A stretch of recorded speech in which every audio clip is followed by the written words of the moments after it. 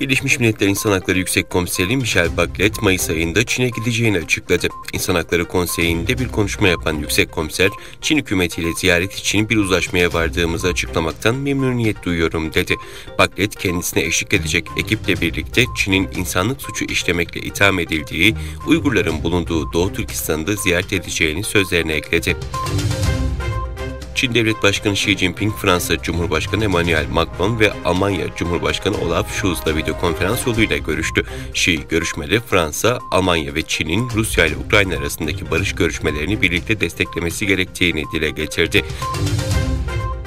Amazon'un Çinli tedarikçilerinden bazılarının Doğu Türkistan'daki Uygur Türklerini zorla çalıştırdığı iddia edildi. Kâr amacı gütmeyen bir araştırma şirketi tarafından bildirilen rapora göre Amazon, Uygur çalışma kampıyla bağlantılarına dair kanıtlara rağmen bazı tedarikçilerle çalışmaya devam ediyor.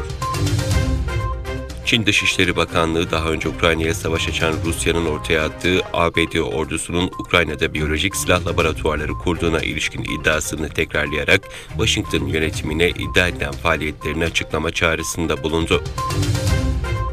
Rusya ile Çin arasındaki ticaret hacmi 2022 yılının ilk 2 ayında önceki yıla göre %38,5 arttı. Rusya'nın Çin'e ihracatı bu dönemde 13,8 milyar dolar olarak %35,8 oranında artarken Çin'in Rusya'ya ihracatı bu dönemde 12,6 milyar dolar olarak %41,5 artış gösterdi. İsveç Başbakanı ülkesinin NATO'ya üyeliği başvurusunun Avrupa'daki mevcut güvenlik durumunu istikrarsızlaştıracağını söyledi.